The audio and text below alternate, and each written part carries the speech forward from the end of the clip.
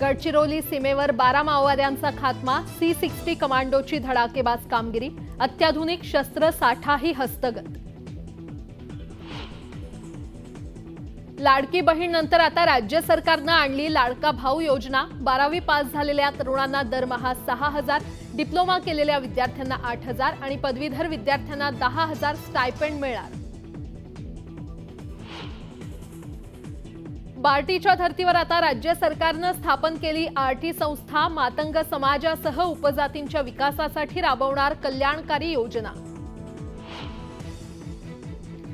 राज्य मंत्रिमंडळाचा होणार लवकरच विस्तार, पंढरपुरात मुख्यमंत्र्यांची माहिती। गडचिरोलीला जाताना फडणवीस अजितदादांचं हेलिकॉप्टर भरकटलं, खराब हवामानाचा फटका, पायलटच्या सतर्कतेमुळे दुर्घटना टळली।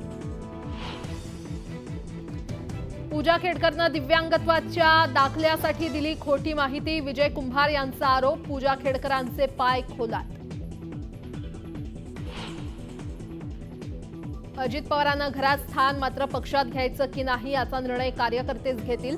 घर वापसीच्या निर्णयावर शरद पवारांचं सूचक वक्तव्य। पिंपरीतल्या नगरसेवकांनी साथ सोडताच अजित पवार ऍक्शन मोडवर। उद्या पक्षातील नगरसेवक आणि पदाधिकाऱ्यांची बोलावली तातडीची बैठक। एमआयएमच्या मोर्चावरून कोल्हापुरात तापलं वातावरण, जलील आले तर कोल्हापूर बंदचा सकल हिंदू संघटनांनी दिला इशारा। ऐतिहासिक शिवकालीन वाघनख लंडनहून भारतात, उद्या साताऱ्यात मुख्यमंत्र्यांच्या उपस्थितीत भव्य दिव्य सोहळा। भंडारा जिल्ह्यात ढगफुटी सदृश्य पाऊस, पवनी तालुक्यातील कोंडा आठवडी बाजारात साचलं पाणी, अनेकांच्या घरातही शिरलं पाणी।